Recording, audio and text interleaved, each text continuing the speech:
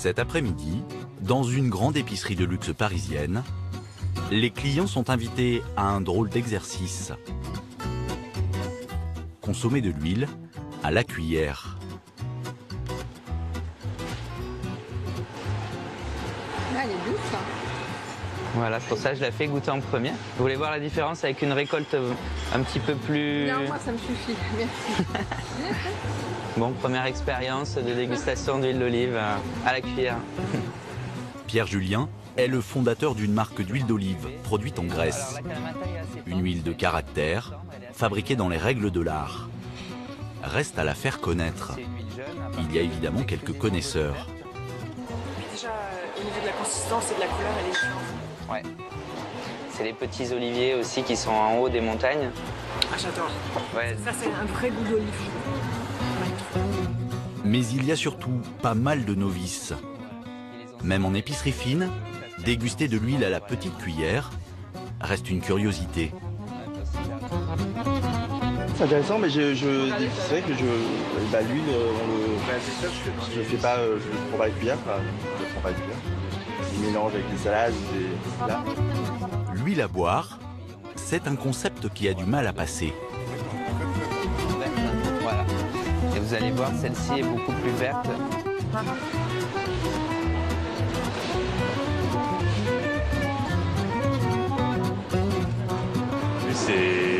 C'est assez inhabituel, je dirais, mais il faut que ce soit de la bonne huile, quoi. Alors que d'habitude, c'est vraiment pas quelque chose qui va nous marquer particulièrement dans un plat. Là, effectivement, c'est vraiment quelque chose qui ressort, quoi. Bilan, au bout de 3 heures d'initiation, quelques bouteilles vendues, des clients convertis à la dégustation à la cuillère et d'autres moins convaincus par cette pratique. Car l'huile, même d'olive, reste un aliment assez méconnu des Français.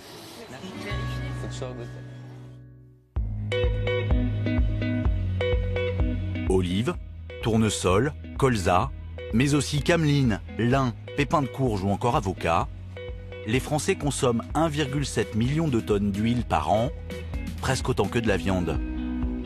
Elle est essentielle pour notre santé, mais on l'achète sans vraiment s'en préoccuper. Je prends les marques classiques que je connais, que j'utilise depuis longtemps.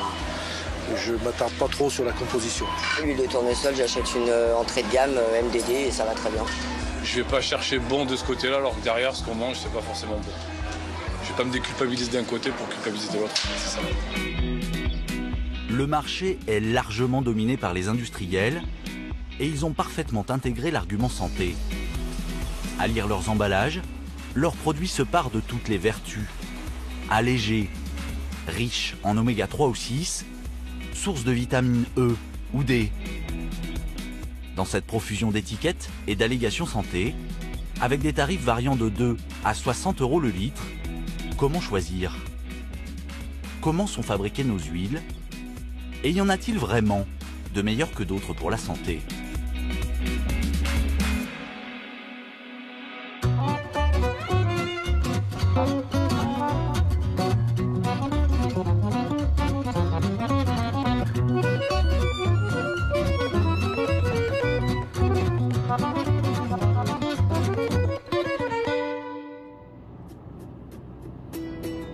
Nous sommes dans la banlieue d'Évreux.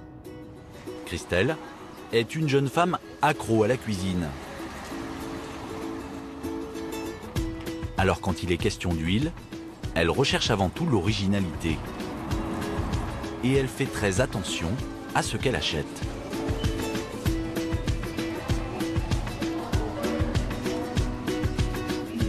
Je connais pas toutes ces huiles. C'est vrai que j'en découvre à chaque fois.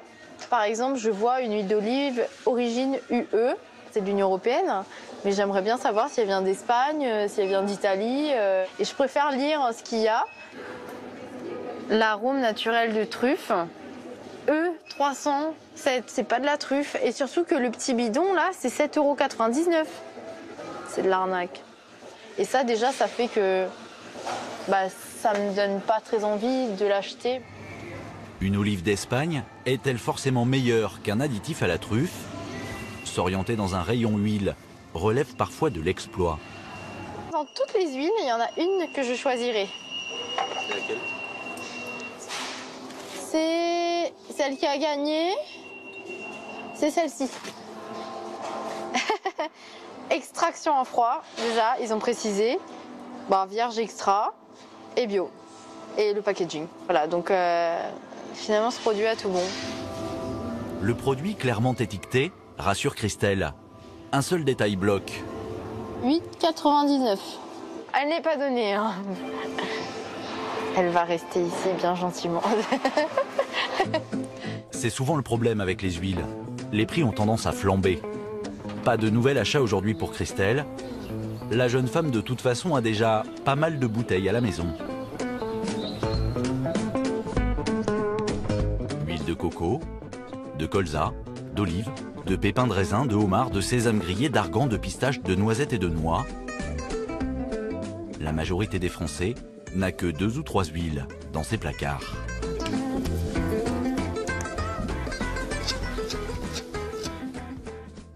Ça, c'est de l'huile de pistache remplie de vitamine E et plein d'antioxydants. L'huile de pistache va apporter une douceur aux épices et c'est ça qui va être bien parce que j'aime beaucoup mettre des épices de par mes origines mauriciennes et je choisis des huiles qui ne sont pas fortes en goût non plus pour ne pas cacher aussi le goût des épices, mais aussi que ça puisse être pas trop être fort pour ceux qui sont pas habitués, voilà. Et c'est prêt. La cuisine, chez Christelle, est une histoire de goût. Et les huiles un complément indispensable dans chaque plat du quotidien. Sésame et argan pour la sauce. Je sens que ça va être une bonne salade. Huile d'olive de Sicile pour la salade de gésier. D'Espagne pour les croûtons. De colza pour la friture. Et même huile de coco pour le dessert chaud. En tout, Christelle et son amie auront utilisé pas moins de 7 huiles pour composer ce repas entre amis. Je baisse. Ça me donne trop faim. C'est vrai qu'on a, sur les assaisonnements, on a un peu la main lourde, mais c'est jamais trop. Voilà. Côté goût, la cuisine de Christelle séduit à coup sûr ses invités.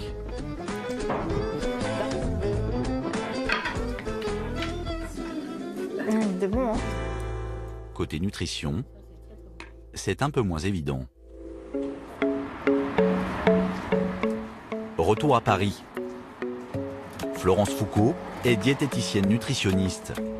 Nous lui avons donné rendez-vous dans un magasin pour qu'elle nous aide à mieux choisir nos huiles. Avec un premier rappel, l'huile est peut-être un aliment santé, mais c'est avant tout un corps gras. L'huile, c'est gras. L'huile, c'est 100% lipide, hein, donc effectivement, l'huile, c'est bon pour la santé. Maintenant, en termes de fréquence d'utilisation et surtout en termes de quantité, là aussi, il faut rester dans une consommation correcte. C'est pas parce que c'est bon pour la santé qu'il faut en mettre partout. Sur une ration classique, on part sur 4 cuillères à soupe par jour. Hein, voilà. Mais là, on est vraiment dans un apport qui est cohérent. 4 cuillères à soupe par jour et par personne, soit 40 grammes. C'est la ration recommandée par les spécialistes, avec un apport d'environ 2 grammes d'oméga 3 par jour pour un adulte. En France, nous sommes très loin du compte. Ce qu'il faut savoir, c'est que chaque type d'huile a des vertus. D'abord, une composition différente en acides gras et en vitamine E. Et chaque huile a des qualités spécifiques en fonction de la teneur de ces acides gras.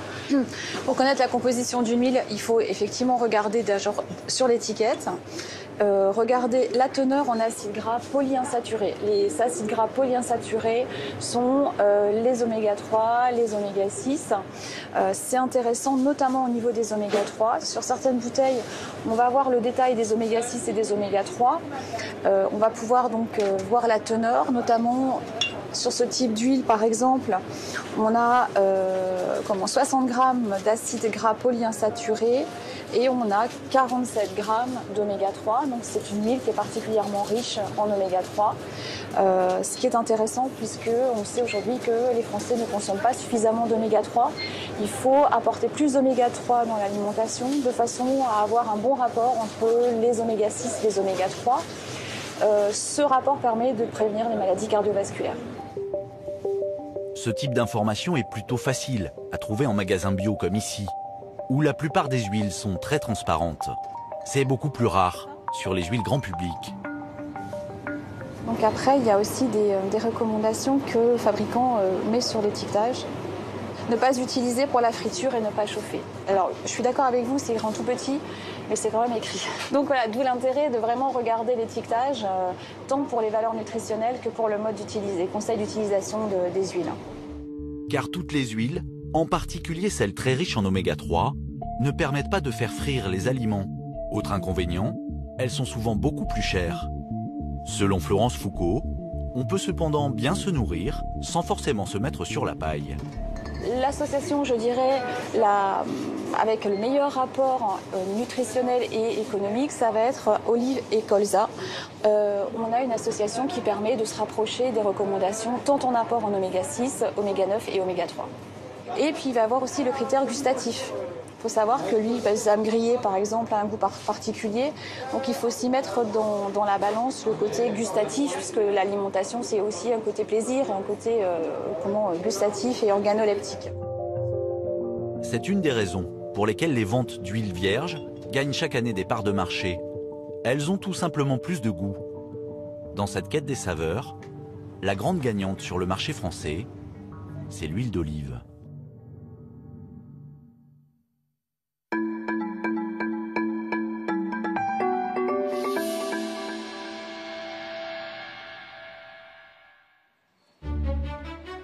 Ce retour au goût, certains l'ont parfaitement anticipé. Laurent Trégaro est le responsable d'une épicerie fine. C'est lui qui décide qui posera ses produits dans les étagères. Et l'un des rayons les plus efficaces de son magasin, c'est celui des huiles. À 80% des huiles d'olive. On a commencé à faire des caves à huile d'olive, nous, il y a presque au moins 15 ans aujourd'hui. Donc on a fait une sélection d'huile d'olive et française et étrangère qui permet aux gens de trouver son bonheur dans cet assortiment. Et depuis que j'ai commencé dans l'alimentaire et dans l'alimentaire de luxe, l'explosion de la consommation d'huile d'olive est énorme. On est passé de 5 références à 70 références d'huile d'olive, selon les moments, voilà, on va rentrer dans une période où on va élargir un petit peu là. Étoffer un petit peu pour faire découvrir d'autres choses. Oui, c'est vraiment un rayon leader sur les huiles. L'huile d'olive, c'est l'or vert. Chaque année, de nouveaux producteurs apparaissent sur le marché. Ce matin, Laurent doit justement évaluer de nouveaux candidats pour son rayon huile. Des propositions, il en reçoit quasiment chaque semaine. Comme d'habitude, il a réuni autour de lui toute une équipe. Ouais. Allez, on y va. Là, on est plutôt Haute-Provence, là, on est plutôt Aix-en-Provence, et là, on est plutôt Avignon, Lisse-la-Sorgue, etc. Donc ça, c'est notre référent. Donc c'est quelque chose... Voilà, c'est un fruité vert. Moi, personnellement, c'est superbe. Il y a l'été qui arrive là, il faut bien qu'on pense à ce que nos consommateurs vont réclamer. Je pense qu'ils ont besoin de quelque chose qui va bien sur les salades. Et puis en termes de qualité, quand même, si on peut vérifier quand même s'il y en a une qui est un peu supérieure à l'autre. Car toutes les huiles d'olive ne se valent pas. En la matière, il y a des grands crus. Voilà, ils font des mouillettes. C'est vraiment quotidien. Par contre, c'est là si tu cherches. Toi, tu la mets dans ta cuisine, quoi. Ouais, tout à fait. Celle-là, tu t'en serviras tous les jours, tu t'en lasseras jamais. Après, celle-ci, c'est plus pointu. Un peu plus exceptionnel. Donc là, on tient un truc pas mal là. L'un des deux producteurs est parvenu à attirer l'attention de Laurent. Restera à parler tarifs et quantité. Notre dégustation va nous permettre aussi de dire est-ce qu'on mise un peu plus là-dessus, parce que là on sait que c'est une petite production, là on sait que derrière il y a quand même un grand château, un grand domaine, voilà. Là c'est au petit aussi, donc voilà. L'entrée d'une référence par le prix n'est pas intéressant, parce que du coup automatiquement il y a une histoire de rentabilité et forcément pas obligatoirement de qualité. Là, en l'occurrence, ils ont voulu faire un produit de qualité. Après, on va voir ce qu'ils mettent devant au niveau tarif. Exactement. Avec la surprise, mais d'un autre côté, on est prêt à défendre ce genre de produit. On vous propose parfois de très mauvais produits? Pas très mauvais, mais moins bon, oui, ça arrive. Ou plus industriel, ce qui nous intéresse moins. Voilà. Mais on ne va pas travailler sur cette gamme, ça ne nous intéresse pas. Donc on en a, on remplit notre contrat de service, et puis derrière, on amène des choses différentes. C'est Alexis Mounion. En France, la consommation d'huile d'olive a doublé en 15 ans. Elle est largement dominée par les marques de distributeurs ou d'agro-industriels comme Puget, Carapelli ou Maille. Dans cette bataille, les petits doivent se distinguer par le goût pour faire leur place. L'une des très belles histoires du moment, c'est celle d'une petite huile d'olive grecque. Produite de manière traditionnelle depuis 1830 dans les montagnes du Kalamata, elle n'avait jusque-là jamais franchi les frontières du pays. Jusqu'à ce que l'engouement pour l'huile d'olive ne donne des idées aux enfants de la famille. Il y a 5 ans, ils reprennent l'exploitation familiale et décident d'en faire un grand cru. Un sens du détail qui s'étend aussi à leur communication, en témoignent ces images particulièrement soignées. Justement, nous retrouvons Pierre-Julien Chandios, le jeune patron franco-grec de la petite marque. Son huile est déjà vendue dans une centaine d'épiceries fines, mais il a surtout eu une idée de génie pour promouvoir sa production. Je range juste en zeste, s'il te plaît. Oui. S'adresser à ceux pour qui le goût compte le plus. Ce matin, il a rendez-vous avec une valeur montante de la cuisine, le chef Juan Arbelaz. Voilà bientôt 3 ans que Juan propose à sa clientèle l'huile issue des oliviers grecs du Kalamata, comme une centaine d'autres grands chefs français. Alors pour Pierre, lui proposer ses nouvelles créations est un passage obligé. Il est même venu avec quelques cadeaux. C'est quoi ça? Comment ça va? Bien et toi? Bah très bien. Regarde ce que je t'ai ramené. Ça c'est les herbes... Et tout ça vient, c'est autour des plantations? C'est au-dessus de chez nous, au-dessus des champs d'oliviers dans la montagne. C'est énorme ça. Donc ça c'est l'origan en branche, qui est laissé en branche pour garder ses huiles essentielles et il est séché à l'ombre, sous des hangars. Il n'est pas séché au soleil. Exceptionnel.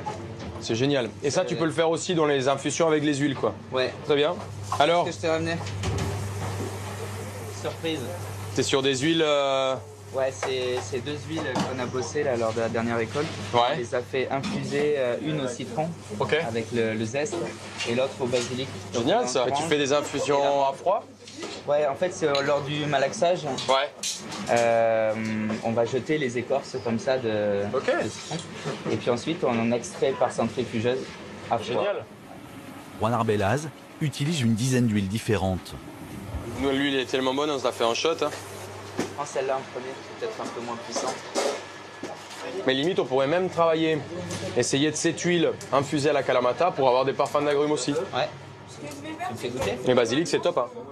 Il en met partout, y compris dans des desserts. Faut régler après, tu vois, au niveau de l'intensité. Mais l'herbe, t'as la fraîcheur de l'herbe crue, c'est vachement bien. Hein. Vachement intéressant. Attends, mais on va goûter le chocolat avec l'olive noire. Magique. Quelques touches de l'huile qui est tiède à l'olive noire. Et en fait, ce côté très charnu de l'olive noire avec le chocolat, c'est une dinguerie, quoi. Bah ouais. Une utilisation plutôt audacieuse de l'huile d'olive. Vous voulez goûter, les Ladyboys? Tu veux goûter ou pas? Mais viens, sois pas timide. Tiens. C'est hyper bon parce qu'à la fin, il reste ce goût d'olive noire qui va hyper bien avec le chocolat. Tu veux goûter? Nous, on est hyper fiers parce qu'on amène un produit qu'on essaie de travailler de la meilleure façon possible et de voir comment il va le transformer ou l'accompagner derrière. Moi, ma grand-mère, quand je lui dis que son huile d'olive, elle va accompagner un dessert au chocolat, elle n'y croit pas, quoi. Et c'est juste dingue ce qu'on peut arriver à faire à partir d'un produit brut qui a du goût. Donc il y a un échange avec le producteur, il y a un échange avec même la grand-mère du producteur, donc c'est juste magique. C'est une affaire de famille, c'est une affaire de respect. Dans ce type de cuisine, le prix n'est pas un problème. Mais y a-t-il une telle différence entre des huiles grand public et ces huiles d'épicerie fine, 4 à 5 fois plus chères? Nous proposons au chef un petit test gustatif. On a un beau parfum d'olive. On est sur un attaque qui est assez franc. On a un piquant, un arrière-piquant en gorge que moi j'aime beaucoup. qui est hyper intéressant, c'est un côté un peu poivré. Mais on retrouve sur une olive qui a été pressée avec soin, en règle générale. Ce retour, on a une longueur qui est très bien. On a des parfums de noisettes. Vous êtes sûr qu'il n'y a pas de piège, hein? Aucun piège. 6 huiles, achetées de 8 à 40 € le litre, dont celles qu'il utilise au quotidien. On n'a pas vraiment d'exposition au nez. On a quelque chose qui se développe, mais c'est pas très très net. J'ai pas l'impression que ça a été fait un peu dans les règles de l'art. Couleur, odeur, goût. Juan Arbelaz a-t-il repéré son huile au milieu des 5 autres? Moi, je serais parti sur celle-là.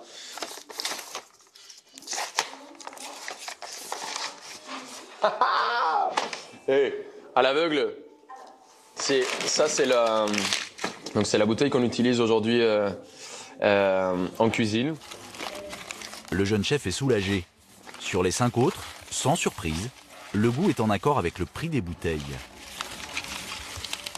C'est une huile de grande surface, mais qui est correctement faite. C'est ça qui est intéressant. Quant aux leaders des ventes en France, ils finissent très loin au palmarès du goût. On est sur une huile d'appellation italienne. On a l'impression que c'est italien, mais c'est un groupe espagnol qui achète des olives un peu partout et qui font ça rapidement, quoi. Juan Arbelaz ne mâche pas ses mots. Ça, comme on l'avait dit, c'est une huile qui peut servir de cuisson ou pas plus que ça. Une huile qui est cueillie, il y avait même des notes d'olive en surmaturité ou abîmée. Et on est sur quelque chose qui est pas très bon. Reste la marque de distributeur, Bonne Dernière. Donc là, on est sur... D'accord, ça, je l'avais jamais vu. C'est une huile d'olive d'une marque de grande surface. C'est pas une huile qui est de bonne qualité. C'était même désagréable à la dégustation. Une énorme amertume non contrôlée qui peut être due au fait qu'on presse même avec le noyau, des fois. C'est des huiles, quoi. C'est juste de l'huile, c'est la matière grasse pour avoir de la matière grasse, que je déconseille énormément. Aujourd'hui, on a peur de mettre peut-être 2 ou 3 € de plus dans une huile d'olive, mais on est en train d'économiser peut-être 200 ou 300 € par mois de maladies ou de pharmacie. Donc les pharmaceutiques et les médecins vont pas m'aimer, mais c'est pas très grave. Moi, je me soigne aujourd'hui avant d'être malade, et c'est en consommant de bons produits, en achetant les choses qui doivent être achetées et en consommant des produits qui sont faits avec de respect. Le chef exagère peut-être un peu, mais dans une bouteille d'huile, le choix de la matière première et surtout la méthode de fabrication conditionne non seulement le goût, mais aussi la qualité nutritionnelle du produit. D'autant que l'olive est un fruit plutôt facile à presser. C'est plus compliqué pour les autres huiles, fabriquées à partir de graines. Comme la plus vendue, l'huile de tournesol, une bouteille sur 3 achetée en France. Nous avons voulu comprendre comment ces huiles, dites raffinées, sont fabriquées.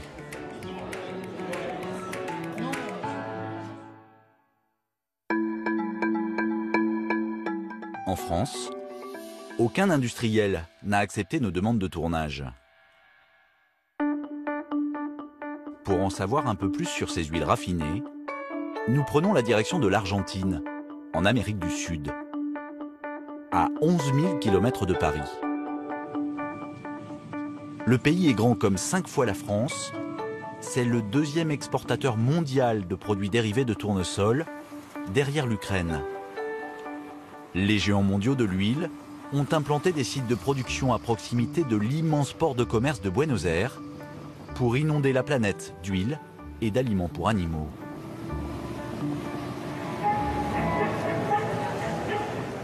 Dans l'hémisphère sud, c'est la fin de l'été. Les rues de Buenos Aires grouillent encore de touristes, entre tango, herba maté, petits marchés traditionnels et icônes nationales.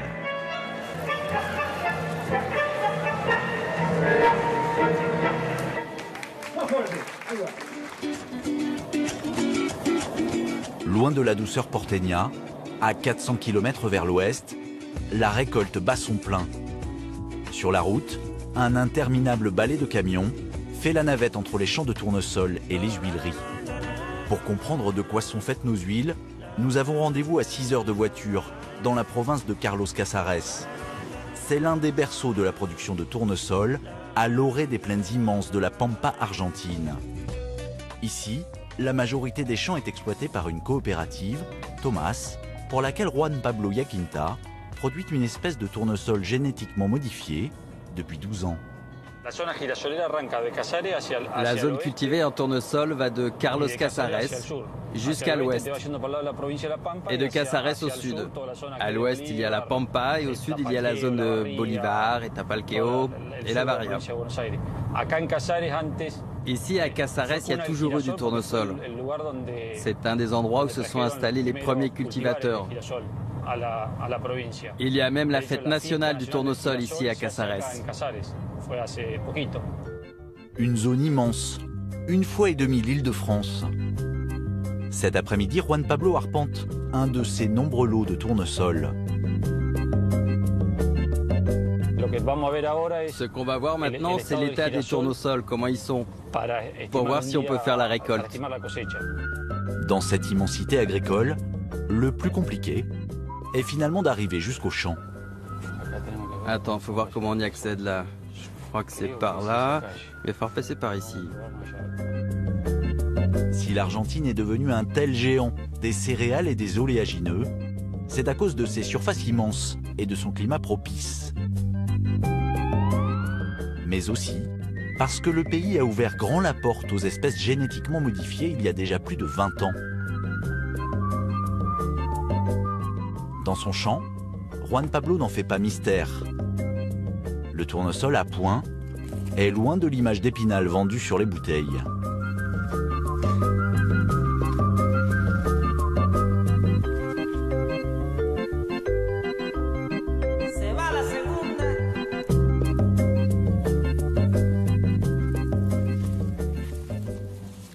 Ici,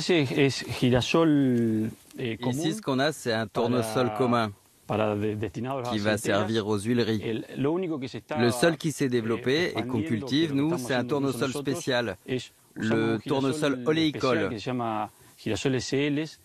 Il a des capacités spéciales qui permettent de faire la récolte sans difficulté, comme ici, sans maladie.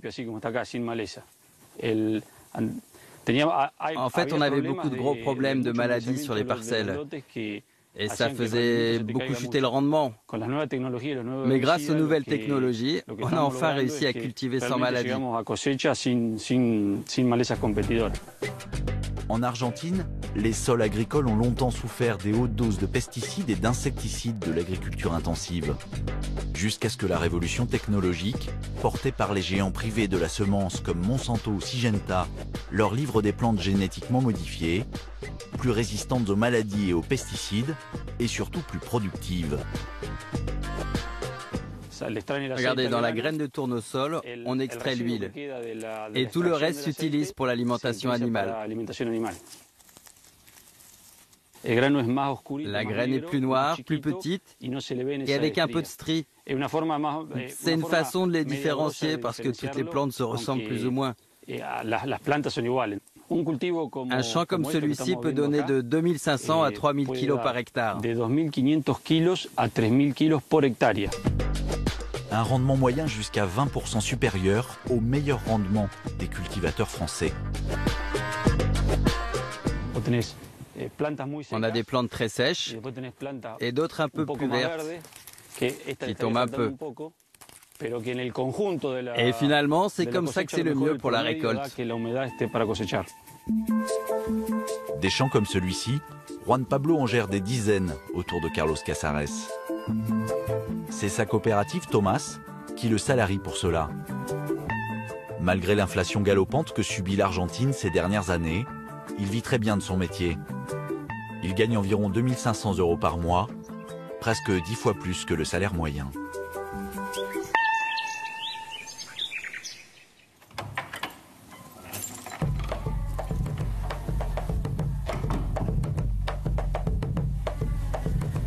Buenas noches. Hola, mi amor. ¿Qué estás haciendo?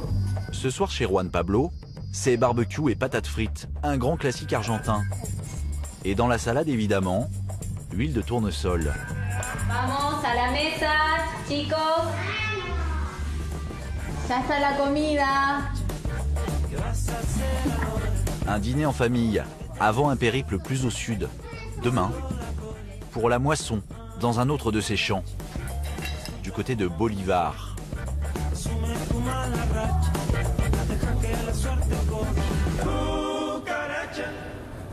Direction le sud de Carlos Casares. Une forme de diversification des champs, c'est d'implanter un pourcentage de la superficie en tournesol. Et c'est pour pas avoir qu'une seule espèce de culture. Mais après, ça dépend aussi du prix du tournesol sur les marchés et combien ils nous le rachètent au kilo. Sur place, les ouvriers agricoles ont déjà commencé la récolte.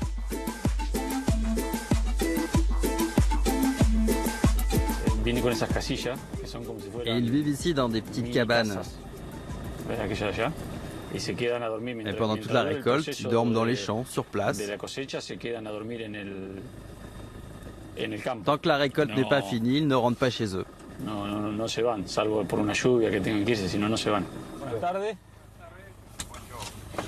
¿Cómo va la cosa? Bien, por suerte. ¿Y cómo viene la cosecha? Oh, de 10. ¿Qué tal, Juan Pablo? ¿Cómo te va? Hola señora, ¿cómo le va? Un gusto, ¿cómo andan? ¿Y? ¿Rinde o no rinde? Y ahí largamos, a ver qué hace. Bueno. Pendant 3 semaines, la moissonneuse va arpenter des hectares de champs, parcelle après parcelle, toute la journée.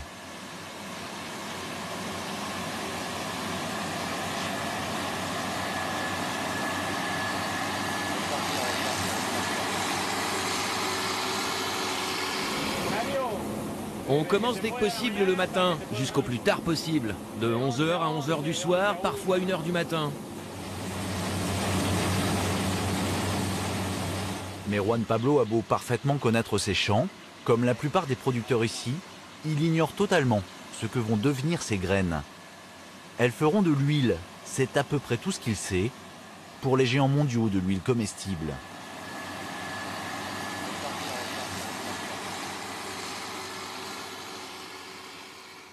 Hay unas cuantas en el mercado. Et il y a à peu près une quarantaine de marques sur le marché. Il y a Nidera, Syngenta et Lao. Ça, ce sont les 3 plus grosses, les plus importantes. Mais il y en a plein d'autres. Ça dépend de la marque qui les commercialise.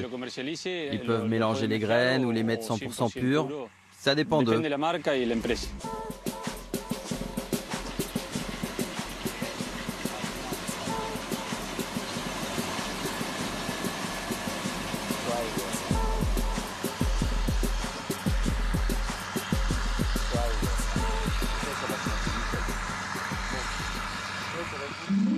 Peu importe d'où elles viennent, les graines de Juan Pablo et d'autres agriculteurs vont être mélangées dans ces immenses silos. Elles seront vendues autour de 230 € la tonne aux huileries argentines.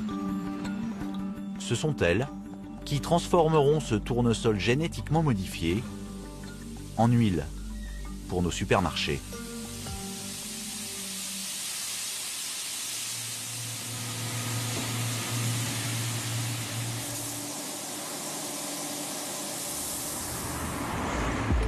Un de ces géants de l'huile a accepté de nous recevoir. Nidera, c'est 17 milliards de dollars de chiffre d'affaires dans le monde. De l'huile à la graine, des pesticides au commerce des matières premières. Un poids lourd de l'agroalimentaire.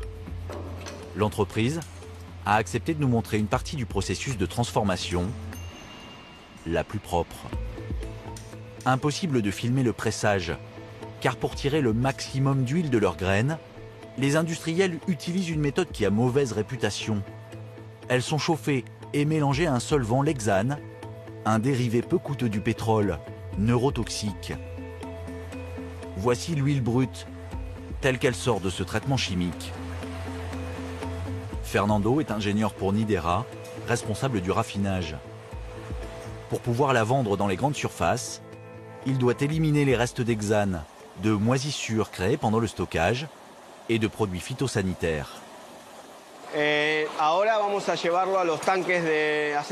Là, pour l'instant, l'huile brute va aller dans des containers.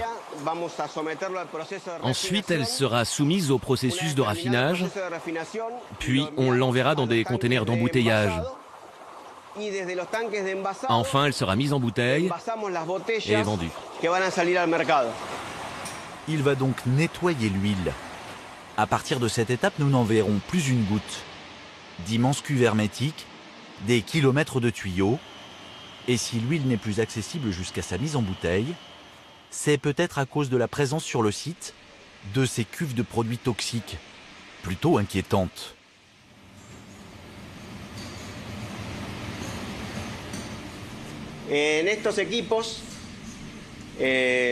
Dans cet équipement, la première étape du processus, c'est une centrifugeuse qui sépare d'un côté l'huile et de l'autre côté les contaminants. Ce sont les polluants qui sont dans l'huile qui viennent des traitements, des acides gras qui se créent au moment du stockage. Ce sont des acides gras qui donnent un arrière-goût amer à l'huile. Alors pour les neutraliser, on applique de l'hydroxyde de soude, de la soude caustique, qui est soluble dans l'huile et qui est séparé dans cette cuve. On s'occupe aussi des phosphates qui viennent de la fertilisation des champs. Évidemment, on les retrouve dans l'huile. On les enlève avec de l'acide phosphorique, parce qu'évidemment c'est un contaminant. Une fois qu'on a fait ça, les huiles passent à l'étape suivante, le blanchiment, le bleaching en anglais. Si Fernando utilise le terme anglais, ce n'est pas par coquetterie. Ces méthodes extrêmement chimiques sont utilisées par tous les industriels de la planète pour fabriquer les huiles raffinées que nous achetons en magasin. C'est sans doute pour cela qu'aucun industriel français n'a souhaité nous ouvrir ses portes. Ce traitement de choc permet selon eux d'éliminer l'essentiel des polluants, mais il peut en rester des traces. Le règlement européen permet par exemple de laisser jusqu'à 1 mg d'hexane par kilo d'huile. Aucune étude pour l'instant n'a établi les effets de petites doses de solvants régulièrement absorbés. Et nos découvertes ne s'arrêtent pas là. Ça, c'est le distillateur. C'est l'équipement principal de la raffinerie. Il peut distiller 400 tonnes d'huile par jour. À l'intérieur, l'huile est chauffée à 240 degrés. Les composants qui donnent les mauvaises odeurs et les mauvais goûts s'évaporent par le haut. Et en bas, l'huile qui sort est prête à être embouteillée. Avec tous ces traitements, entre chaleur intense, solvant et acide, le tournesol ou les autres huiles peuvent-elles réellement conserver la vitamine E ou les oméga 3, ultra sensibles à la chaleur? Réponse gênée de l'ingénieur chimiste. Non, durant tout le processus de raffinage, une partie des propriétés nutritionnelles de l'huile disparaissent. Mais en termes nutritionnels, la qualité de l'huile a toutes les caractéristiques organoleptiques qu'elle est censée avoir, sans aucun type d'additif, sans ajout. Ce qui se perd, ce n'est pas suffisant pour dire que notre produit n'a pas de qualité nutritionnelle. Ces huiles sans odeur, sans goût et sans couleur, tirées de semences OGM produites par l'agriculture intensive, n'ont plus grand-chose de végétal. Ce seul site du groupe Nidera produit à lui seul 11 000 bouteilles d'huile par heure, en majorité destinées à l'exportation. Ces huiles raffinées, tout comme celles fabriquées par les grands groupes français, vont finir dans les rayons de nos magasins, dans nos fritures, nos plats cuisinés industriels, vinaigrettes et mayonnaise. On les retrouve partout.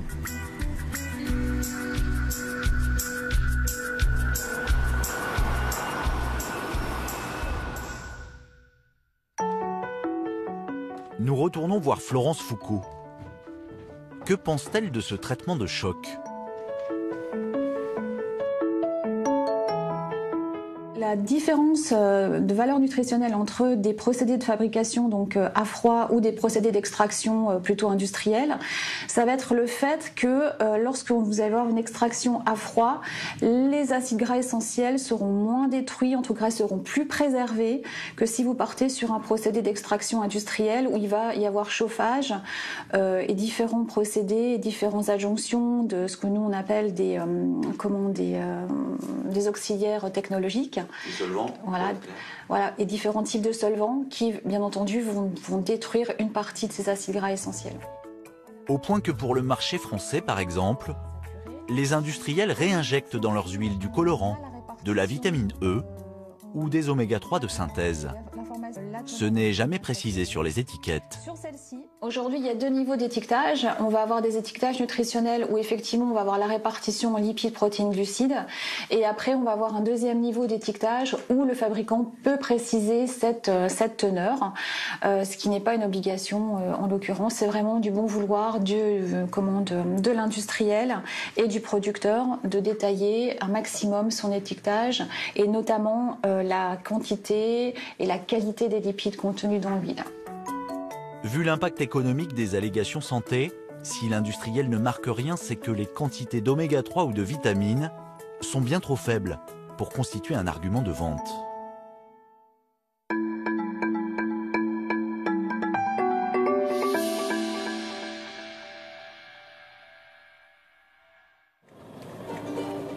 Pour toutes ces raisons, ils sont de plus en plus nombreux à avoir décidé de produire différemment.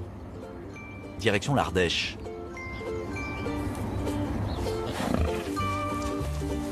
Patrick Roustan, lui aussi, cultive du tournesol.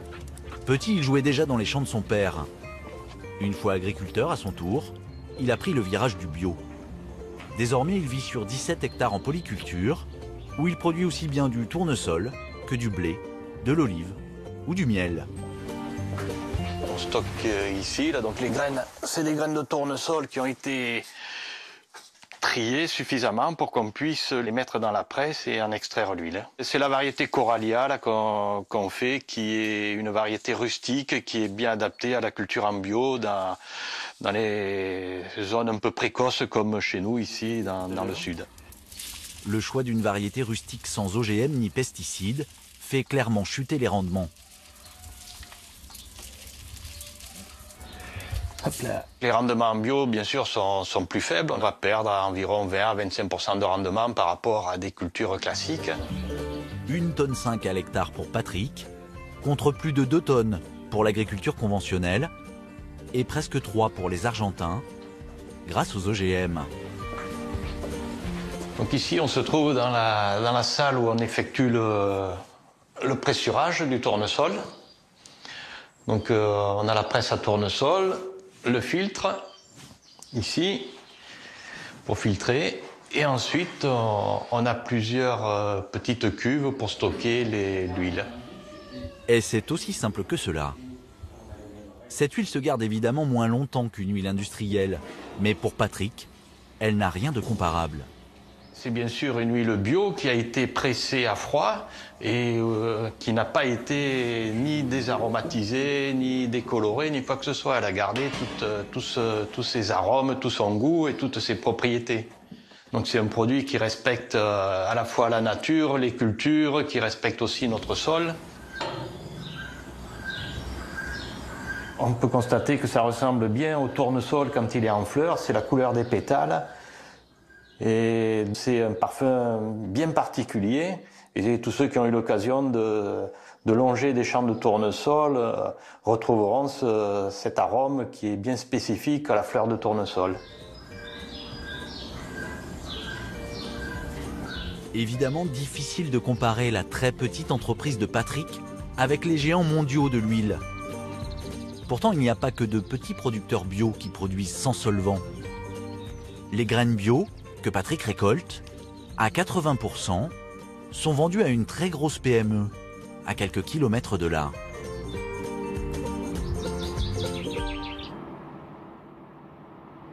À Pont-Saint-Esprit, au bord de l'Ardèche, l'huilerie Émile Noël produit de l'huile depuis près d'1 siècle. C'est l'un des tout premiers producteurs français à avoir industrialisé le pressage de petites huiles.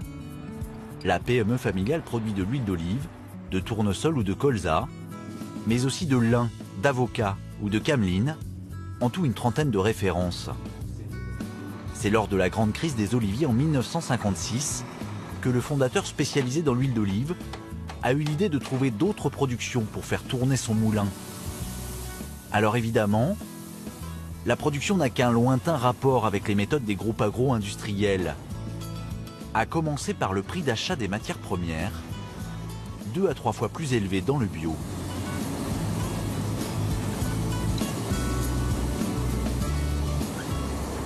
Donc ici on a l'arrivée de la graine.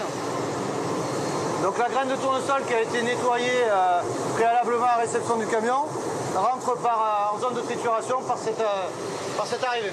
On va passer dans un décortiqueur à plateau qui va éclater la graine et nous permettre de séparer une partie de la coffre sur cette machine qui s'appelle un séparateur.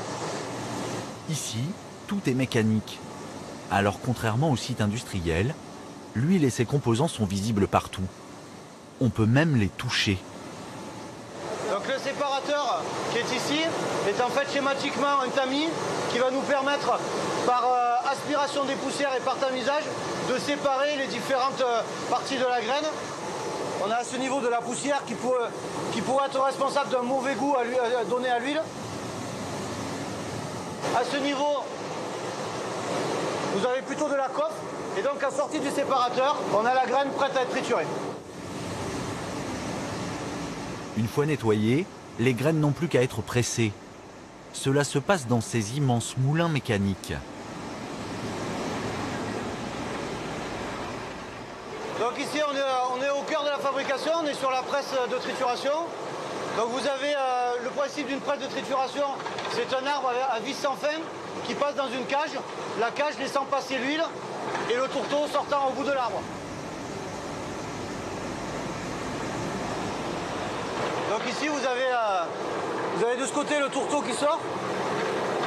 Donc c'est un tourteau, ce qui s'appelle un tourteau gras, dans lequel il reste pas mal d'huile. Sur du tournesol, on laisse environ entre 10 et 15% et en moyenne de 12% dans le tourteau, ce qui est relativement important. Cette perte de 10 à 15% d'huile, c'est toute la différence entre les méthodes industrielles et celles pratiquées ici. On est plutôt dans une philosophie de préserver la qualité nutritionnelle du produit. Donc déjà, au départ, on va aller sur une graine propre et saine et elle est pressée avec des paramètres de pressage qui sont respectés et contrôlés afin d'avoir un produit qui conserve toutes ses qualités nutritionnelles et toutes ses propriétés nutritionnelles à la fin au niveau de l'huile. Car en pressant à froid, plus besoin de nettoyer l'huile avec des produits chimiques. Elle est immédiatement consommable. Ça c'est de l'huile de tournesol brute. Alors elle sera peut-être un peu croustillante, mais vous pouvez la consommer sans difficulté. C'est la même. Cette huile brute va désormais passer dans une série de filtres. Et là encore, tout est entièrement mécanique. Du simple papier buvard. Alors ça c'est l'étape ultime, c'est la filtration. Et il n'y a absolument aucune utilisation de produits chimiques, de terre décolorante, de tout ce qui peut être utilisé dans d'autres fabrications. On est vraiment sur de la filtration. C'est un filtre à café pour schématiser, ni plus ni moins. Il n'y a plus qu'à mettre en bouteille, opaque évidemment, pour conserver les propriétés de l'huile. L'entreprise en produit 7000 par jour. Elle démontre qu'on peut produire beaucoup, sans sacrifier pour autant le goût ou la qualité nutritionnelle. L'huile est nécessaire à une alimentation équilibrée, encore faut-il savoir ce qu'il y a dans la bouteille. Le mieux est encore de privilégier des huiles vierges, pressées à froid.